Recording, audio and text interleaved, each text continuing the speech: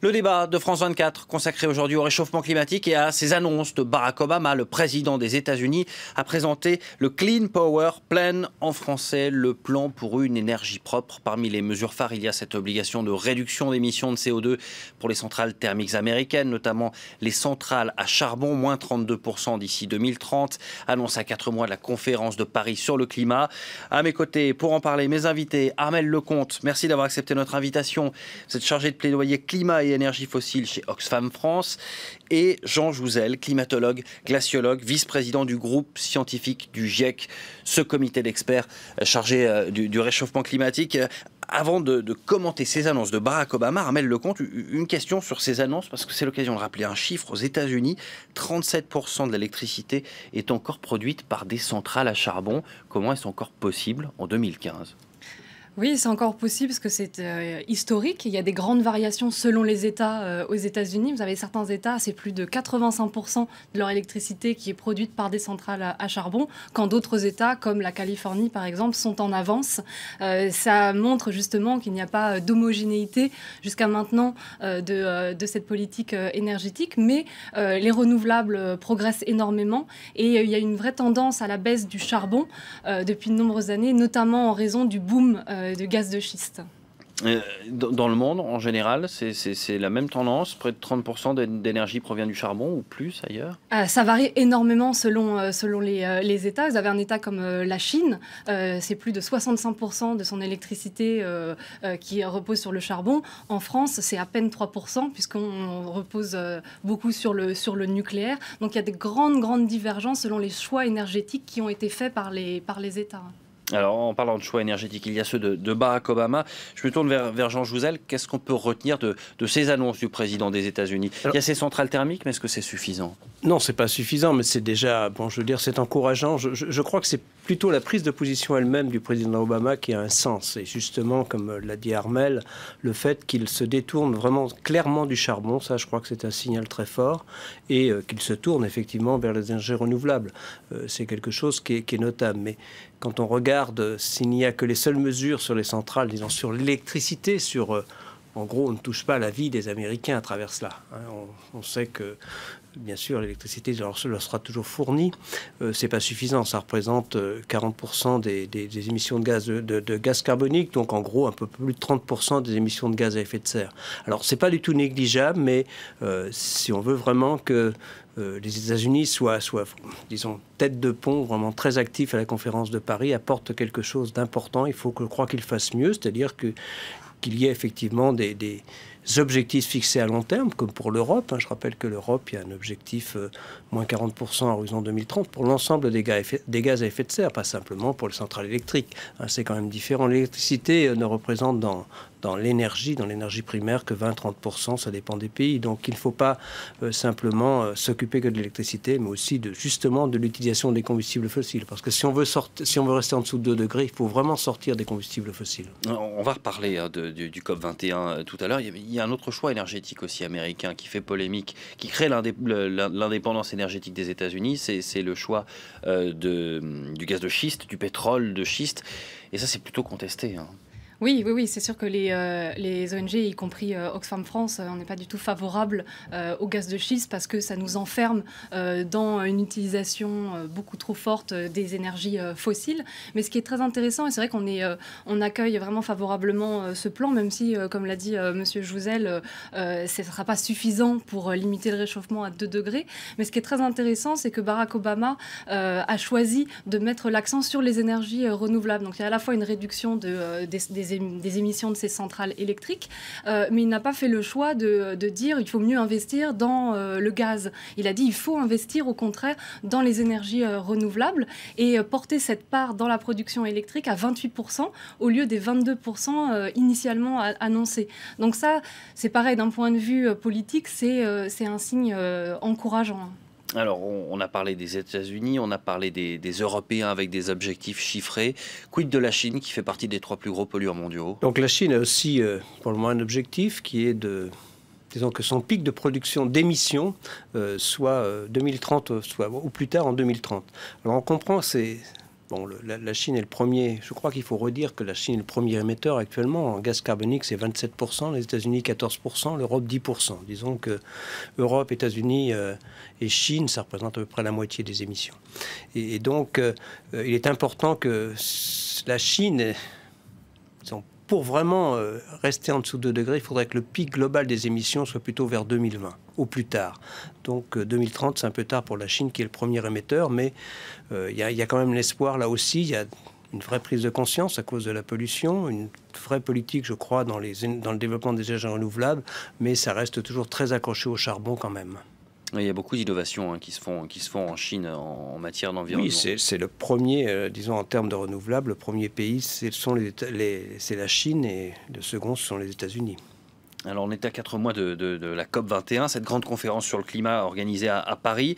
L'objectif, déjà on le sait, c'est pas de maintenir les températures telles qu'elles sont aujourd'hui, c'est d'essayer de limiter la hausse de ces températures de 2 degrés. Déjà, est-ce que c'est faisable concrètement ? Peut-être laisser... Oui, oui c'est faisable, bien sûr. Oui, c'est toujours faisable. Pour que ce soit, pour le réussir, il faut vraiment, mais il faut quand même un changement rapide et complet de mode de développement. Il faut changer de mode de développement. Il faut effectivement une des conditions nécessaires, pas suffisantes, et que, disons, nous laissions une large partie des combustibles fossiles facilement accessibles, à peu près 80%, là où ils sont. C'est-à-dire il faut exploiter très très peu de ce qui est sous nos pieds facilement accessible. Je parle des réserves en termes de conventionnel et de non conventionnel. Donc c'est un changement de mode de développement important, mais c'est clair que le GIEC analyse des scénarios qui permettent de rester en dessous de 2 degrés à long terme. Donc c'est beaucoup d'efficacité énergétique. C'est le premier levier quand même dans la lutte contre le réchauffement climatique. C'est aussi un désinvestissement massif de l'extraction des combustibles fossiles, de leur utilisation. Dans tous ces scénarios, il reste une part de nucléaire, mais qui n'augmente pas forcément globalement. Le nucléaire restera dans certains pays, disons une des parties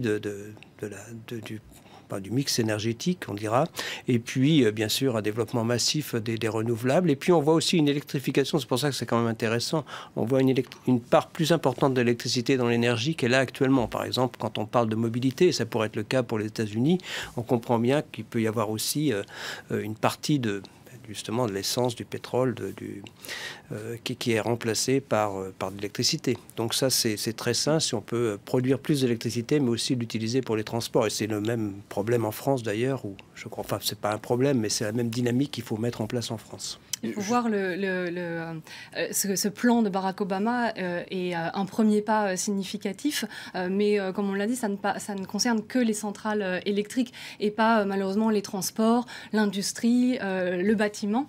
Donc c'est un élément important pour atteindre la contribution des États-Unis qui se sont engagés à réduire de 26 à 28% leurs émissions de gaz à effet de serre d'ici 2030. Donc c'est un premier pas important, mais il faudra faire beaucoup plus pour atteindre et respecter les 2 degrés. Et quand on regarde au-delà des États-Unis, les contributions qui sont sur la table, il y a environ une 50aine d'États qui ont donné leur contribution avant la conférence de Paris. Et pour l'instant, le compte n'y est pas. Et on est plutôt de l'ordre, il y a plusieurs chiffres qui sont de l'ordre de 3,5 à 4 degrés. Donc on a besoin d'encore plus d'ambition, notamment des États-Unis. Une question, quel est le poids des lobbies dans tout ça? Charbon, pétrole, est-ce qu'ils influent toujours énormément sur les politiques énergétiques dans le monde? Oui, ils sont, je pense, assez bien placés pour voir à quoi on fait face. Parce que c'est ça le principal frein. Bien sûr, bien sûr. Et on le voit notamment de la part des compagnies pétrolières, mais aussi dans le charbon, qui développent un narratif en ce moment, de dire on a besoin du charbon pour l'accès à l'énergie de tous. De dire on a besoin de centrales à charbon pour que les Indiens, les Chinois, les Africains aient accès à l'énergie. Et donc pour nous, ONG, c'est un discours extrêmement cynique de garder sa part de marché, alors qu'on le sait, il y a un très grand nombre d'études qui paraissent d'institutions extrêmement sérieuses sur justement le fait que les énergies renouvelables sont la meilleure solution pour l'accès à l'énergie des populations les plus pauvres, qui sont les plus touchées par les impacts du changement climatique, et notamment dans les zones les plus rurales, où il ne fait pas sens de construire une centrale à charbon qui ne serait pas connectée au réseau. Et finalement, l'éolien, le solaire sont les meilleures solutions pour cet accès à l'énergie. Et là, il y a un vrai défi pour nous, ONG, associations, de contrecarrer le message de ces compagnies pétrolières, charbonnières, qui ne veulent pas voir cette évolution qui est déjà en marche de toute façon. Oui, sur les lobbies, c'est exact, mais il y a quand même je crois qu'il y a depuis quelques années une meilleure prise en compte de ces grandes entreprises, y compris en France, des entreprises comme Total, des messages des scientifiques. C'est vrai qu'il m'est arrivé de donner ce même message, de devoir laisser finalement largement une large part des combustibles fossiles là où ils sont. En tout cas, personne ne contredit ce message et disons, ce diagnostic très clair.